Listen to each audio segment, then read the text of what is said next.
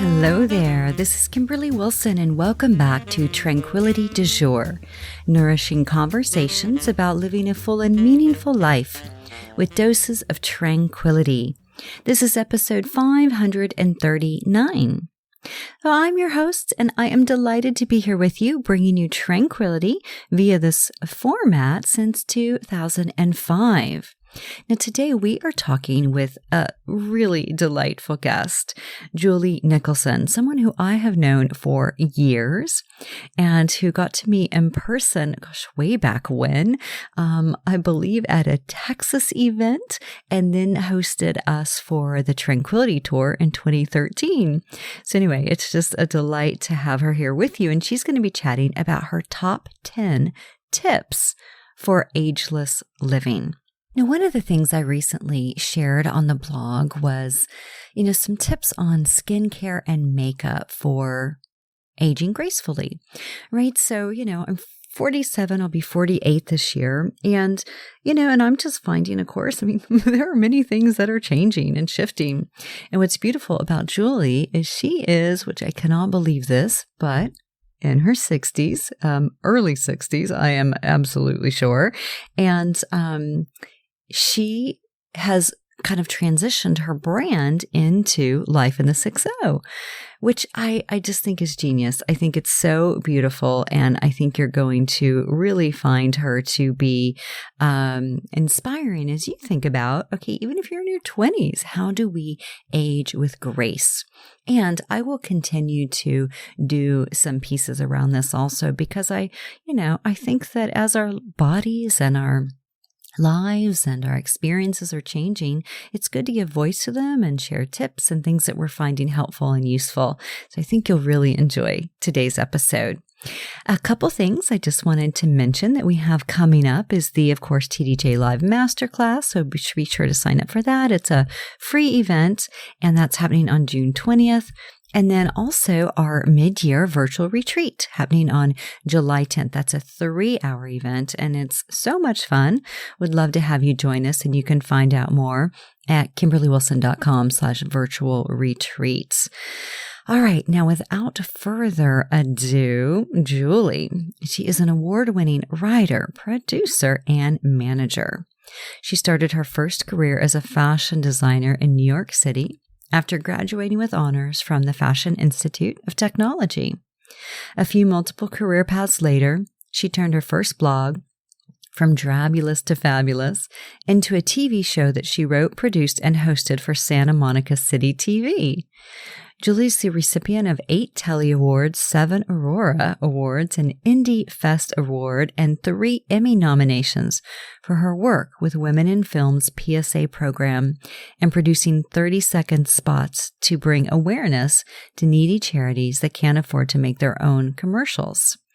There she served on the executive committee and was the head writer for their TV extension partnership. Throughout her life, people have always assumed Julie was younger than she is. Absolutely. And upon turning 60, she was concerned that if people knew her real chronological age, she would no longer be taken seriously in the business world. One aha moment later, and Julie realized that this type of thinking made her part of the problem. So she decided to fess up and be part of the solution. Love this. Julie relaunched her blog in 2020 as Life in the 60 and uses her platform to focus on ageless living. This isn't your grandma's 60. So Julie lives in LA with her husband and is a mom to 1 beautiful human, who is beautiful, and 2 fur babies. So delighted to share this interview with you.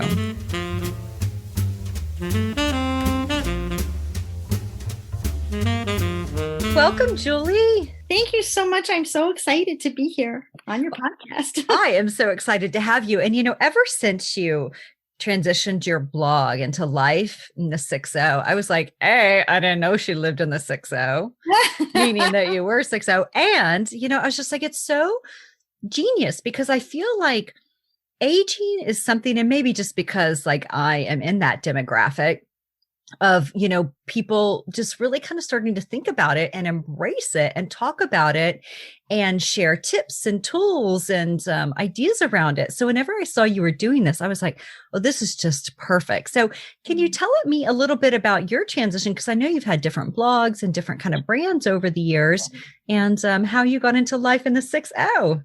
Yes. And it was kind of like just one of those moments. I mean, all of my life, even when I was in my 20s, people thought I was a teenager. And I don't know if it was because of my energy or the fact that I was really tiny. I mean, I didn't break 100 pounds till I was about 30.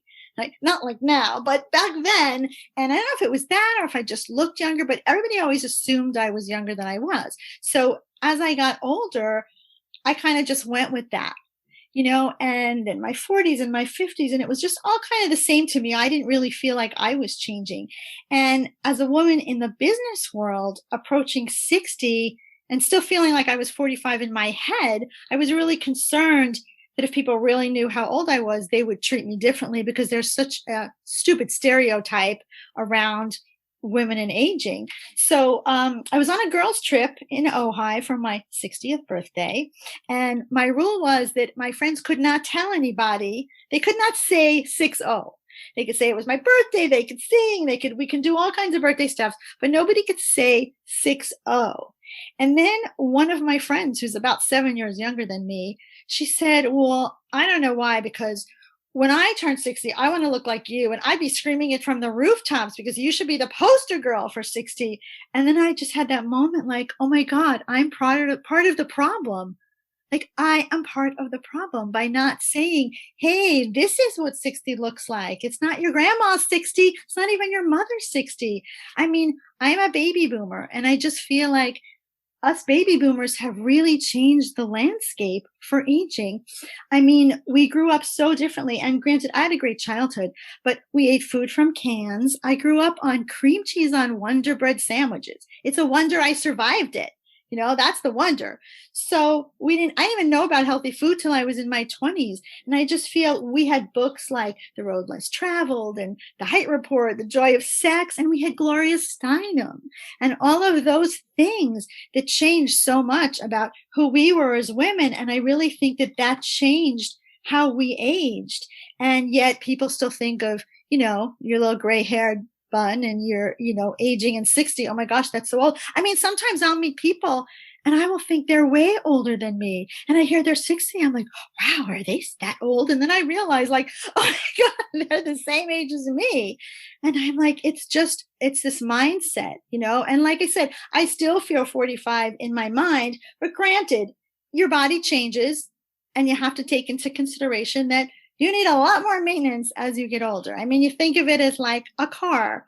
When your car gets older, you trade it in for a newer model. Well, we can't do that. It's one body and one mind.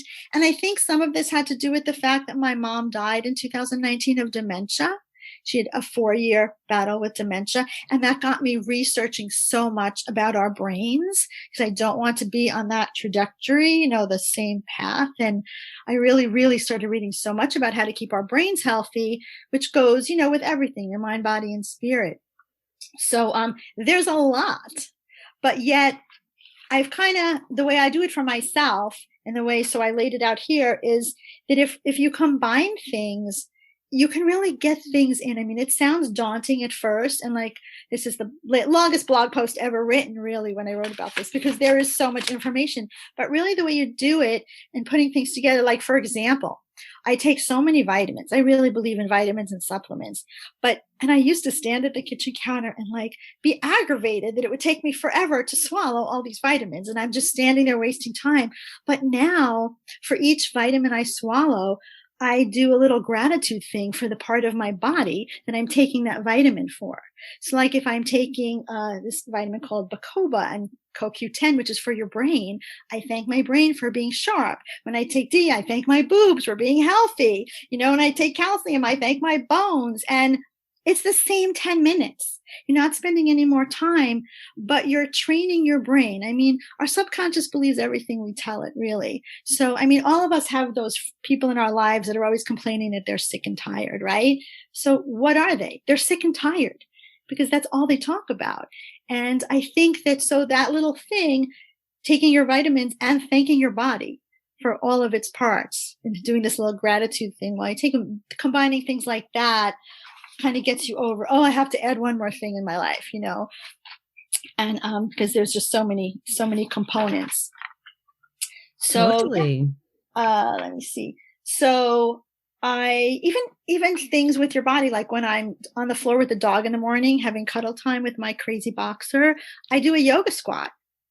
Like I just stay in that position for a while. So that's just combining other things together just to save time. So the top 10, I'll just list them now and then I can go into more detail. Yes.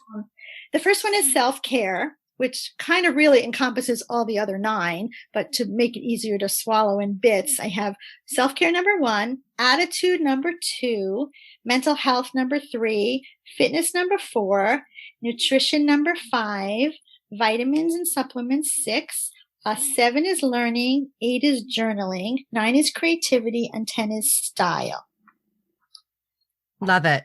Love it. And yeah, whenever I saw this, I was like, oh, this is so good. This is so TDJ, and it's just like, too, I love just the emphasis though, with regard to kind of ageless beauty and ageless living. Cause even whenever you say like the gray hair with a bun, what I love too, though, I have to say is so many people embracing their gray and rocking it. Like you probably know who Linda Rodin is. Yes. And your mom, even with her gorgeous long gray hair.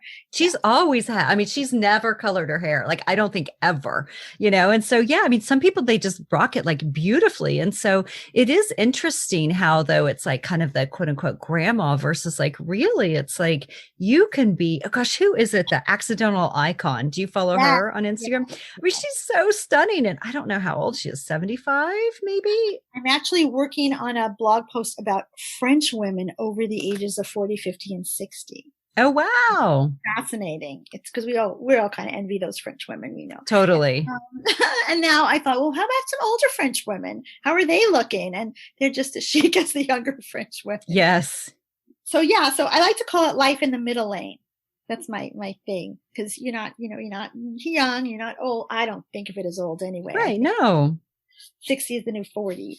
But, and of course, a lot of this I have to attribute to learning from you, especially about self-care and especially about mindfulness and all the things that go into this. So self-care. Yeah. Let's start with number 1. Let's dive into that, especially since you say this is kind of like the umbrella, it sounds like, for the others, right? Well, it encompasses the whole list. And I can't stress how important it is, because no matter what's going on in your life, you're always being pulled by somebody or something or things that you have to do. And no matter how many people love you in your life, self-care is 100% up to you.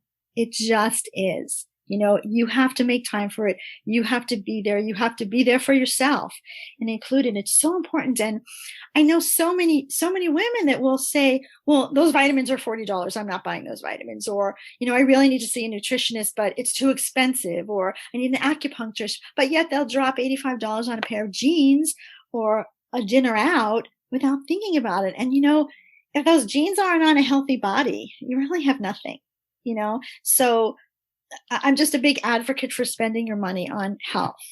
It's the most important thing. So self-care is really about self-love and the things that you find to do that make you feel good. And it can be anything. Self-care is just carving out time to read at night, taking a break and having a cup of tea, going out for a walk. Things I've learned from Tranquility du Jour, all of these things are self-care. And for me, it's my morning routine. I would be dead without my morning routine. My days they're insane. So I would just be a crazy person. So, and I've learned to get up earlier to have that time alone and that quiet time. And I have to get up before my dog, Stella, because she's all over me. So I have to just, sometimes it'll be 5:30 in the morning because I want to meditate. I want to do some yoga. I want to stretch. I want to set my intention for the day. And when I set my intention, I put it in my calendar and I put it in my phone. So during the day when I'm looking at my to-do list or what appointments I have, I see it all the time. I see it. And I think it's so important for self-care to make an intention for the day. Otherwise, you're just at the mercy of every single thing that's happening around you. Even if it's such a simple thing, it could be, I'm just going to remain calm today, no matter what's going on. Or a big thing like, I'm going to achieve these goals. I'm going to make these 5 phone calls. So just the tiniest thing or the biggest thing, it's a personal thing, up to you. And you have to, you really have to take time to figure it out. So morning routine, that's huge for me. And a lot of books have been written recently from very successful people saying your morning and your evening routines are so key in being successful. Well, and I think especially now, with the pandemic, it's like, we need those routines. We need those markers in our day because we're not necessarily getting in a car or walking to work. We're going into the next room or into the living room. And so, those help kind of give us markers about when the day starts, when the day ends. Right. And then, you think about self-care, you think about all the beauty stuff. And believe me, I'm a huge advocate of mani-pedis and facials and massages. And through COVID, we've all had to adjust. And I'm still very lousy at doing my own nails. I have to say, I'm horrible at it. But we've also learned, and Pinterest has been a great source for this, of making things ourselves, doing things ourselves. Whipping up an at-home facial for yourself. You don't have to spend any money, or you can get a $5 sheet mask in Target and just lay down with legs up the wall. Those are the little things in self-care. Like last night I'm just going to do a little full moon meditation before I go to sleep. And, just treating yourself, not just every week or month, but every day to just one thing. So really have it on your mind. If you don't have it on your mind, it's not going to happen. And then I have some really interesting things that, aren't very common that some people have never heard of. One is oil pulling. And oil pulling has been around for thousands of years. It's an Ayurvedic from ancient India. And all you do is take a tablespoon of coconut oil, if you can stand that much. Sometimes I take a little less. Put it in your mouth, swish it around for 10 minutes. You can feed the dogs. You can stretch, make your bed. And then you spit it in the garbage so it doesn't clog your sink. But, excuse me, what it does is that it's for detoxing through your gums. It also whitens your teeth. So that's an added benefit. Not something you do every day, but, once a week, maybe once in a while, twice a week. Or if you think you can't get to the dentist during a pandemic, it's great for self-teeth cleaning. And then there's dry brushing, skin dry brushing. A dry brush you can get online for $8. And that's an ancient Egyptian beauty routine, which cleans your lymphatic system. You brush towards your heart.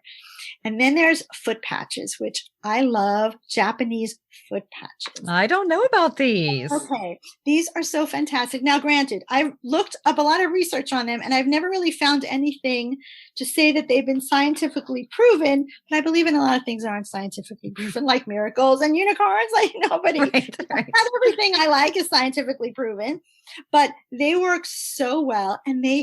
And I had read that they give you the best sleep. And it is true for me anyway. I sleep so good when I have these foot patches on. They're very inexpensive. You get them online.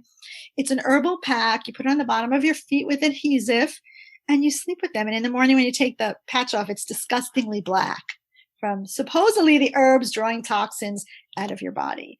If I'm feeling a little like something's coming on and I don't feel so good or I'm extra tired, I use those.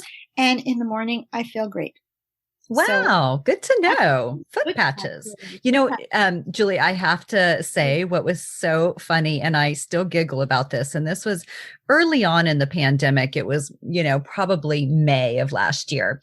And you sent me an email or a text or something. You were like, I would sell my soul for a pedicure. And I was like, yeah, because I don't think I hadn't had a pedicure once a month in 15, 20 years. And so, I did try to do my own and it didn't go very well. Why is it so hard to paint your toes? So yeah, but I just remember that of just like laughing because, in solidarity with you. That's so funny. And it's still because in LA, everything's still closed and I still have not had a pedicure. So that'll be the first thing I do when salons are open. And actually, hair salons just opened. This was a few days after my hairstylist did my hair in his backyard last Saturday. So I'm happy for him that they're back open. Okay, so the next one is sleep. Now, sleep has so much to do with regulating your hormones. And I have to say, I've never really had sleep problems, but the older you get, occasionally you have, or you can't shut your mind off, or you're just wide awake because it's quiet time and you enjoy it. So you read too much, or you're watching something, or you're unfortunately scrolling in bed.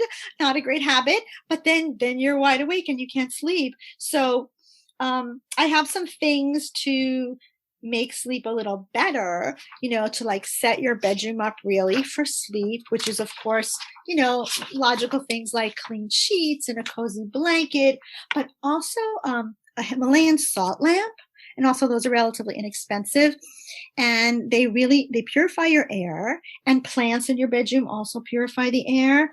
Having herbal tea before bed, or if you need a few drops of melatonin to help you, make sure it's dark enough, or wear an eye mask, spray lavender on your pillow.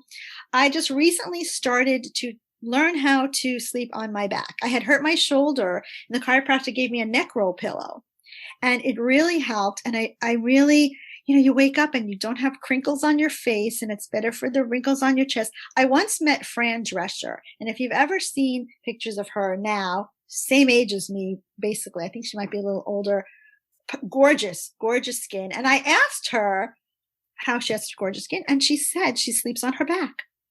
She sleeps on her back. Yeah. And especially your chest, if you're big busted like I am, if you sleep on your side, you're crimping your chest. You get those up and down lines. So, I mean, I definitely like sleeping on my side better, but I am learning to sleep on my back. And Julie, two things. Yes. Do you hear that? Oh, no. Okay. It's better. It was like a feedback. Okay. So I will edit this out. And one thing too, Julie, I just wanted to mention with the pages, you can hear the crinkling. So just to notice, like, it's not a big deal, but just moving forward. So maybe when you turn them to just like, yeah. So let me circle back in. Okay. So, one of the things too, with regard to sleep that you just mentioned is, I love also to have it nice and cool. I think I've read like 60 degrees is great, but even like, last night, I don't know, it was like 15 degrees or something. And I opened the window and Tim's like, no. And I'm like, yes, it's like, I got to have just a little bit of fresh, cold air. Yeah. And another thing is satin pillows. I don't know if, you've tried those. I haven't tried that yet. I want to try those. Yes. Those are supposed to be great. And you know what? My mother always had a satin pillow. She always slept with a satin pillow. I think she did it to keep her hair, when they had those poofy hairspray heads back then. But yes, satin pillow. Yeah. It's supposed to be better for skin. Because I guess it, it's like it just slides better. And then, and for hair. So I just wanted to mention those two additional things with regard to sleep. Yeah. Those are great. And then also, I love sleeping by candlelight. But of course, we do not want to burn the house down. So I have battery operated candles like they use in a spa in my bedroom. And I just find it like very relaxing to fall asleep by candlelight. So if you're having trouble, that's a great thing to try. And then just having favorite things next to your bed, some flowers or some crystals or a favorite photograph, and your book, your journal. I think that helps. And, the next one is my favorite, number 2, attitude. Yes. I love this one because, so this came about for me a few years ago when I was really having problems with like my mind just spinning out of control all the time. So I don't know where I got the idea, but I came up with this idea of a cancel stamp, the old fashioned stamps that, like you stamp a date on something, a big red cancel stamp. And when your mind is spinning, I just pretend to smack myself upside the head with it and Love just it. Stop you, because you really can't change a negative thought when it's run amok, but you can stop it and then replace it with a positive one. And so it's really about your attitude, because like I said before, our subconscious hears us, our mind believes what we tell it, truth or not truth. And I had read the story about, this woman, she had gotten her hair done at lunchtime at work. She thought she looked fantastic, came back, took 100 pictures in the car to get one good selfie and posted it, thought she looked so great, walked into her office. And somebody looked at her, and a snarky coworker, and said, "Oh, you changed your hair. I liked it better before. And then she described her mind like, oh my God, should I not have posted that? Should I take it down? I thought I looked so good. Was I completely wrong? Like, no, you weren't. 5 minutes ago, you thought you looked amazing. So you're letting somebody else give you their opinion and change your whole thought process. So cancel, just cancel. Stick with what you know. And that's another thing about aging. We become a lot less concerned with what other people think of us than what we think of ourselves. And that is huge. If you can get that, your life will be so much easier if you get that. And you know what you're saying too, Julie, it's so cognitive behavioral therapy, right? And it's like saying to yourself, cancel, and it's called thought stopping and thought replacing. So I love it. You're like our resident therapist today. Who knew? Yeah. And then the other one I got from, I'm a Golden Girls rerun fan. So that one was something Rue McClanahan did, Blanche Devereaux. She was being told off by a man and she started to get upset. And in a split second, she changed her attitude, threw her head back, turned her back on him and said, oh, who cares? And I thought, wow, that's really interesting. Oh, who cares? I mean, So I tried it a few times and it really works. I have to say, next time someone cuts you off in traffic and you feel a little road rage coming on, just, oh, who cares? Or if, those people that you never want to send you an email or call, the ones that give you the pit in your stomach or somebody you're working with who you can't, oh, who cares? Because really, in the big scheme of things, it doesn't matter. Right. And then we get so worked up and then our day can be ruined. And meanwhile, they're just like, they just keep driving, right? It's like, exactly. You don't want anyone else to ruin your day. That's exactly it. And there was an interview that I read, Rue McClanahan, about the Golden Girls. And she said that the show tried to show that women who mature add layers as they mature. They don't turn into creatures. And then the truth is that we all still have the child, the adolescent, and the young woman living within us. The adolescent, the child, and the young woman. Love it. And we do, because age is such a state of mind. I mean, look at Betty White, who just turned 99. She's amazing. And it is such a state of mind. And I think a lot of that has so much to do with it. I know when I talk to people or I talk to, a lot of my friends are younger than me. Maybe that has something to do with it. And some of them that are older seem very young because they think of themselves that way. Whereas other people will say, well, I can't do that. I'm whatever age they are, I'm 60. I can't do that. Or I'll say, I really want us to get a smaller house with bigger property. I want to have more animals. And someone will say, why would you want to do that at this point in your life? Like, what point in my life is that? You know what I mean? This is my life. Right. Yeah, exactly.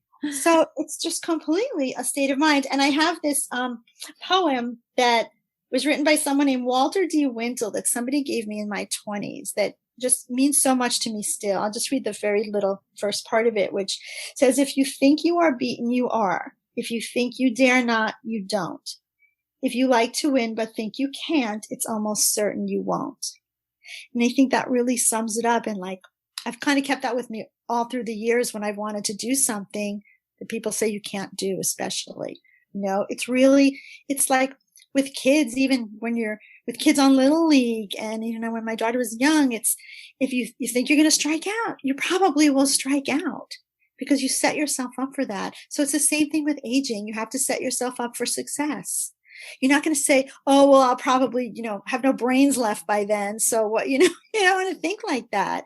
You want to think like you've always felt. There's no reason to change anything. And then number 3 is mental health. And that one's close to my heart, obviously, because of my mom. But for the purpose of this, it's really more about your own well-being.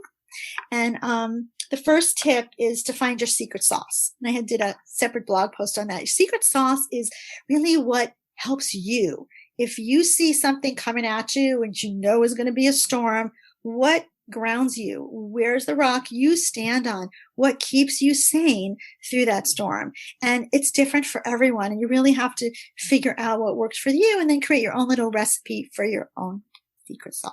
What would you say your secret sauce is, or something that you've learned over the years that's helpful to ground? My secret sauce is definitely, I just believe that the universe has my back.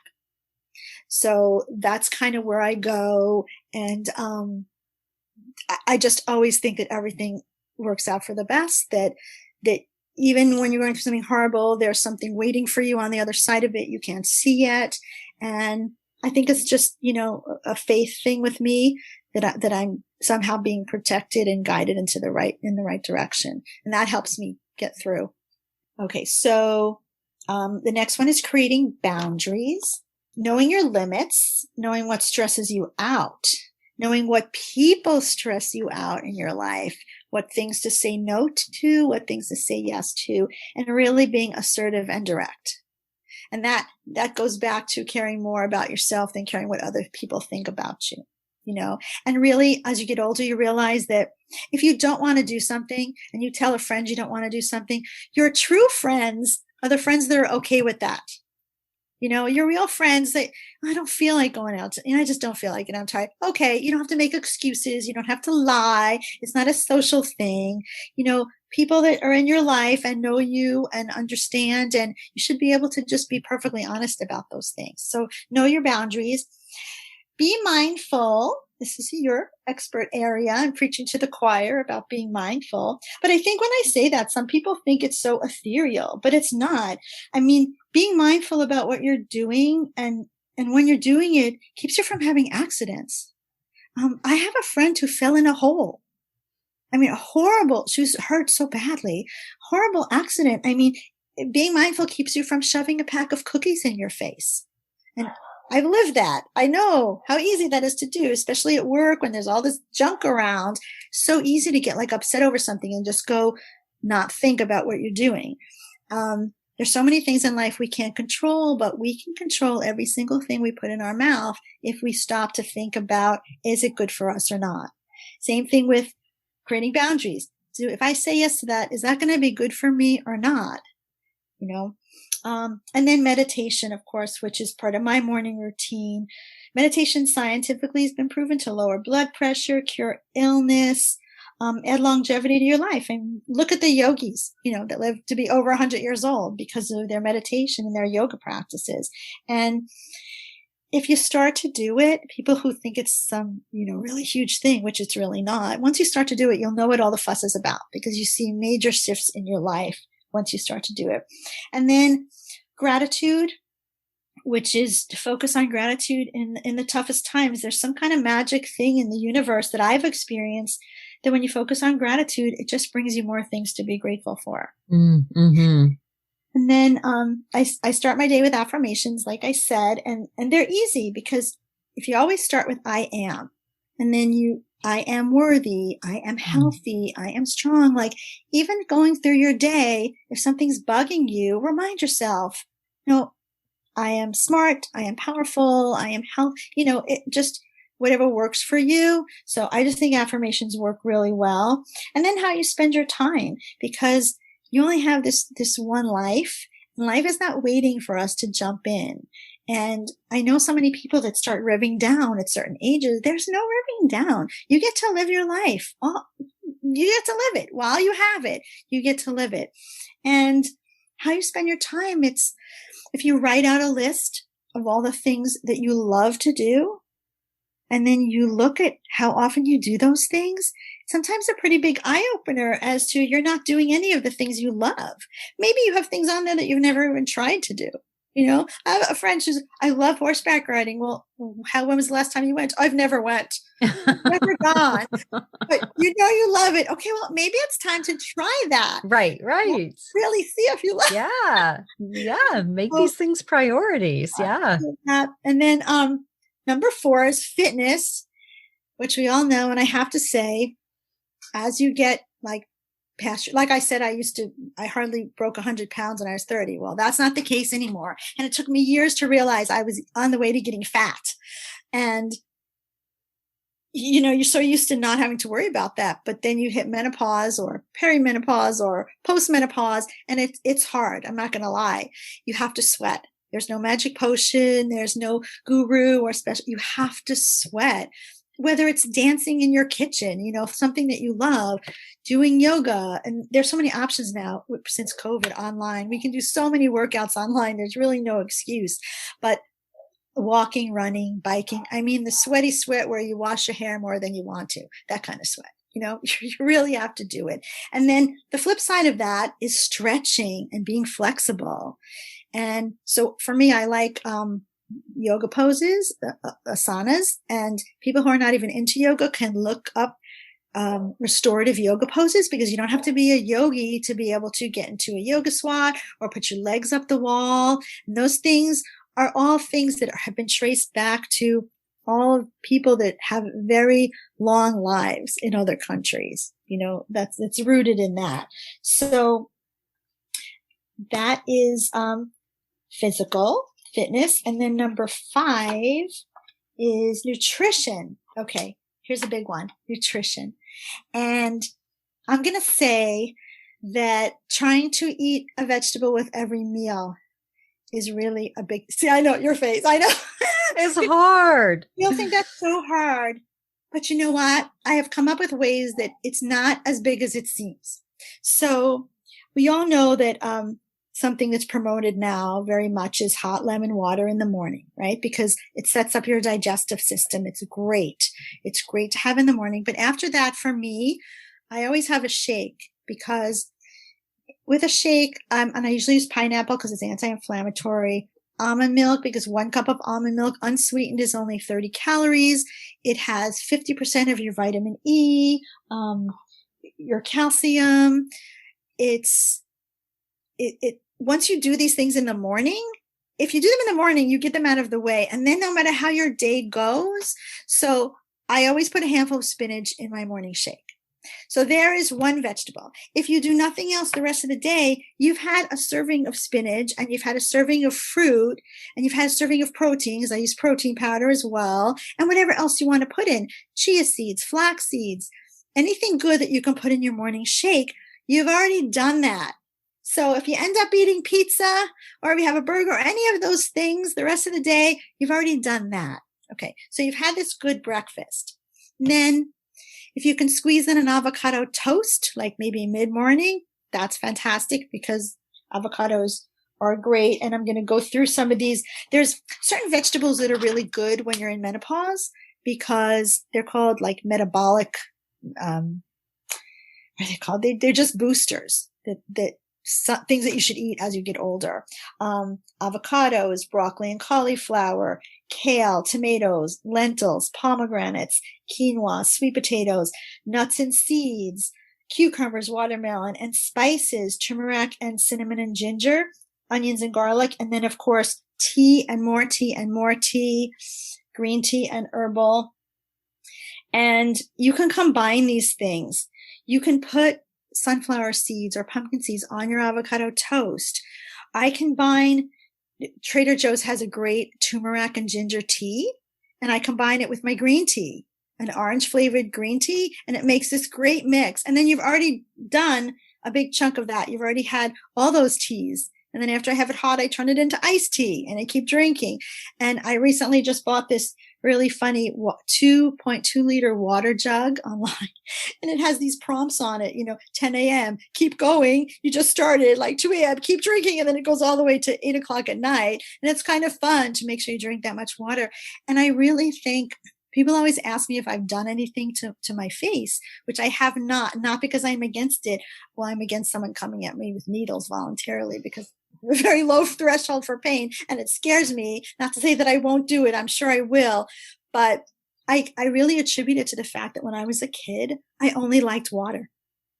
I drank water as a teenager, water all the time, before water was popular to drink. And I've just been doing that forever. So water is just so important. So good for you. Lug around your water. So Trader Joe's tea. Oh, it's also turmeric ginger tea, which is also fantastic. And then for people that aren't a fan, you're not a fan of broccoli or cauliflower, roast it in the oven. Just roast it with olive oil and salt. Let it cook on 400 a really long time. It gets creamy. And even my husband, he's like, I don't remember broccoli ever tasting like this. It's like totally different when you roast it. So if you're not, and then lunch is salad. And if you're not a salad person and you're a sandwich person, just put some lettuce on your sandwich, a slice of tomato, some onion, those are vegetables. If you're driving in the car, if you have snacks, have a banana. That's a fruit.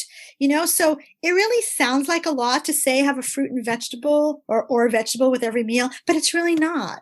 Because then when you get to dinner, if you're having whatever your protein is and you have some roasted vegetables or just a small salad, you've done it. It really feels like a big deal. And then, of course, we have our vices. We all have our vices. So during COVID, because I love to go out to lunch on Saturdays, well, anytime, but especially on Saturdays. So my vice is Kettle Crunch crinkle potato chips. That's my vice. So for my COVID Saturday lunch, I would make non-fat Greek yogurt dip with just tons of garlic, powdered garlic in it, mix it up, and I would have my crinkle cuts in the yogurt dip. So I was making something healthy out of my non-healthy snack because, we're not saints. So we have to give into those treats. But I think a lot of it in nutrition is preparedness. So there's so many things you can do now. Like I make chocolate cookies out of avocados and you would not even know it. They are so good. And coconut sugar. Who knew there was such a thing? It's made out of coconuts. There's no other ingredient. So you can have coconut sugar when you're baking and really have a sweet treat. And also for the vegetables, soups. Making soups. And it's really easy to make soup.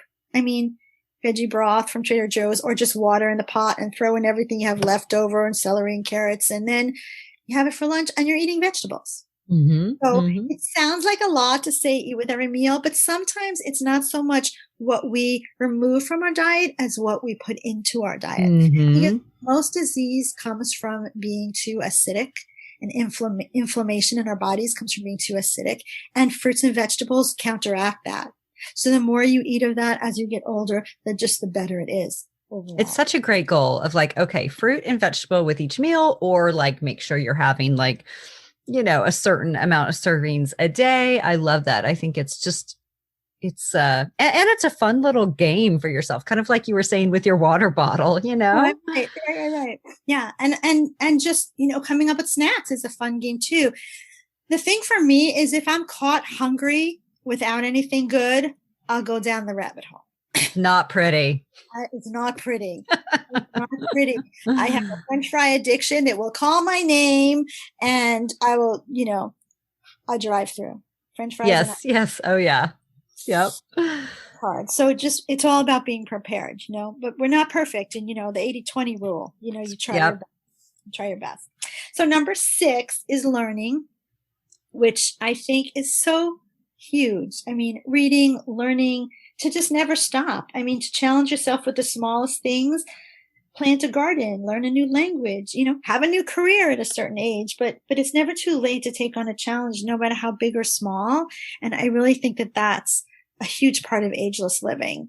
I think it's so sad because I watched this with my mom, she was so talented in so many ways. But after my dad died, they were married for 50 years and she just didn't want to do anything. And it's just, when you see somebody's mind just kind of just turn to mush, basically, that's what happens. So it's just so important that you keep learning. And there's so many fun things to do, so many things to do and to learn. You can never stop, there's just so much. And then, of course, journaling, which my fellow journaler, I did that since high school before anybody knew what it was, or after your Dear Diary, today's look at me after that. And what's so interesting is I've made vision boards for years where, you paste pictures and words and things on boards. But I recently found one in the garage that was about 30 years old from when I first moved to California. And everything on that board has come true. Wow. Everything on that board. And it's so fascinating because some of the things even looked like I had pictures of the kind of kitchen I wanted. And it looks like my kitchen. So it's amazing. So powerful. It's such a powerful manifesting tool. But other forms of journaling are, just writing in your journal. I mean, for me, I feel like if you're really going through something and you don't have anyone to talk to or you're not seeing a therapist, it's a great way you feel better. You just do. You pour it out into your journal. I mean, it doesn't even have to be legible. And sometimes I'll write things and I'll burn it. And it's like so cathartic and freeing. So there's gratitude journals where you write down stuff every day that you're grateful for. There's therapeutic journals. There's art journals, which is my favorite. And so that's really helpful. You're so great, by the way, with the art journaling. With all of our events, I just always feel like you are just someone who you just dive into it. Like you're like a kid in a freaking candy store, Julie. It's like so fun. I show myself because I start out with these humongous boards and then I have no place to put them. So I'm trying now. For the last couple of times, I have, just a big sketchbook, and now I'm trying to do them in there so I can keep them next to my bed and flip through them at night. But I have a whole drawer full of books like that since I was in high school. Art journals since people first started sending things on the internet. That's how old I am. That people would send inspirational things, and my friends, we had this group of inspirational quotes, and I would cut them out, the little typing, and them in. So we've come a long way. We have. We've come a long way from that. And then number 8, I think we're up to number 8, is vitamins. So like I was saying before, taking vitamins, I do this little gratitude thing and use it as a time to be thankful, thank my body for everything for being there for me, for showing up, my feet for walking up the hills, and that I can do that. And every time I walk up, we live by a mountain pass, and we're so lucky. And every time I walk or I run it, I think to myself, well, I don't want to curse, but F60. I mean, who does this at that? My mother didn't run down a mountain when she was 60. It's different. Right. It's different. So yeah. So with vitamins, it's a personal thing. I have what I take listed on the blog, but you really need to talk to a professional. You need to get your blood done and, research and really read and what is your issue? I mean, I had a thyroid issue a few years ago, and I take vitamins for my thyroid. Everybody has something. We all had something. I mean, I'll never forget when I was in my 20s, I had a horrible immune support issue, which gave me horrible psoriasis. I mean, I was covered like in bright red spots I looked like I'd been in a fire. My mother, she took me to every skin doctor everywhere, Manhattan and in the suburb, everywhere. I must have gone to 5, and nobody could help me. And somebody referred me to this holistic doctor in New York. He was a nutritionist. He was a kinesiologist, and he put me on a diet, which was basically, this is back then, it was basically vegetables and protein, fruits and vegetables and protein, and vitamins that I had never heard of. Nobody had ever knew what I was taking. And I was taking like 15 different things, morning, noon, and night. And after 1 week, just 1 week, my skin cleared up. Wow. I really started researching, and psoriasis is an autoimmune disease. It is not a skin disease. It's your skin reacting to what's happening on the inside. So that really got me on this research path of what we put in our bodies does to us on our outside. So that's why I'm very interested in the vitamins and the supplements, because I know they really work. But like I said, it's a personal thing, and everybody needs to, and also, I wanted to say, I had not known this before, but I recently found out that vitamin D is also, for depression. So if you have a vitamin D deficiency, or if you're depressed for no reason, you should get your blood checked and see if you have vitamin D deficiency. It's happened to a friend of mine. So it's like, wow, I never knew that. So let's see. So where are we up to? Vitamins and creativity. My favorite. So basically that is just anything, the definition of creative, right? It means all encompassing, whatever makes you feel creative. It doesn't have to fit in any box. One of my sister-in-laws, she had once said to me, in fact, she saw my pictures after the Tranquility tour in my backyard, right? So and fun. Those pictures I posted, and it was so pretty. It was just so pretty. She said, wow, how do you take pictures of pencils and make them look pretty? I wish I was that creative. And that stuck with me because she's so creative.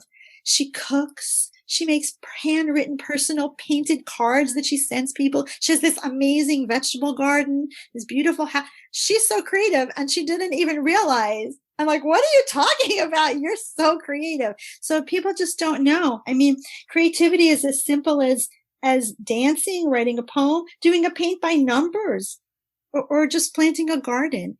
Sitting the table, baking, cooking, setting a table. Yeah. It's all creative. Just sitting up your desk is creative. Arranging flowers that you just picked up is creative. So, and then number 10 is style, something else we love. And this goes back to when my blog was called From Drabulous to Fabulous, because that blog started because when my daughter was a teenager, she would stop me from leaving the house and send me back to the closet. Literally say, "You're not wearing that, are you?" Literally send me back to the closet. And I had realized I kind of was starting to get drab. And, way back when I started as a fashion designer, I always cared about my style. So I thought, oh my gosh, she's right. It bugged me at first, but it was like there was a red light on the door. She knew when I was leaving and the alarms would go off because she'd have to check my outfit. And I started to think about that. And then Pinterest came along and I started to make a fashion board on Pinterest, and I would look at what I was pinning and then I would look at what was in my closet, and there was a complete disconnect. So I came up with this test. It's also on the blog, that you get dressed and you look in the mirror before you leave the house. And you say, if I saw another woman wearing this outfit, would I covet their style or would I send them back to the closet? And it's very telling because, people say, oh, I just threw this on. I go, yeah, you wouldn't, if you saw someone in that, you'd think she looked a mess. So that's the style test. And then you can kind of figure out, what do I really like? And, make a Pinterest board or pull things from magazines. The important thing is that style is ageless. It's a real pet peeve of mine when I see people say, well, here's how to dress over 40 or here's how to dress over 50. Like, that's just bull. Like, don't tell us how to dress. Find your style and dress it. Linda Rodin, right? Yeah. Wearing Beautiful. her jeans, looking gorgeous. Gorgeous. I mean, so you get to do whatever you want. And there's one of my favorite quotes from Chanel is, you can be gorgeous at 30, charming at 40, and irresistible for the rest of your life. I love that. That's what we're going for. That is what we're going for. Right? Irresistible. So those are the 10 kind of squished up into 30 minutes. I love it. And listeners, I will definitely put a link to the blog post that she's referencing with all this great information. So fun, Julie. And let me ask you this, my final kind of question that I love to ask my interviewees is the name of the podcast, of course, is Tranquility du Jour. And I'm wondering, how are you finding it right now in the pandemic? I know things are a little tricky, and I'm sure that these top 10 tips and tricks play into how you're finding tranquility right now. But is there anything in particular that comes to mind? Well, it's been a little different for me because I've been going to my office since June with, of course, big scares when somebody doesn't feel well and then we all go back to being at home. But I think I discovered that I really liked working at home from in the beginning. I liked taking all this extra time to do these extra things. And I think, as horrific as this was, and I'm not going to say that it wasn't, so many people have died. I think that people really needed to get to know themselves a little bit better and really stop. I mean, the world stopped, and that is, when has that ever happened? Never. Right. And I think individually, and I know for me, it was very, very interesting to learn more about myself. And I think as a whole, in part, people learned a lot about themselves. I think a lot more kindness came out of the situation.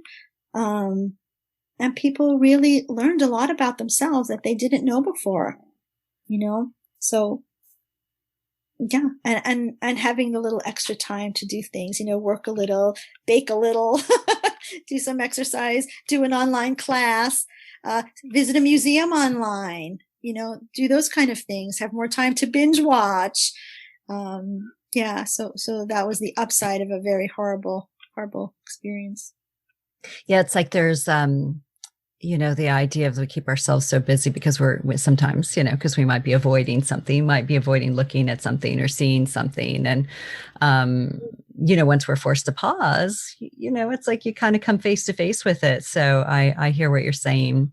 Thank you so much, Julie, for being with us today. It's such a treat. Thank you.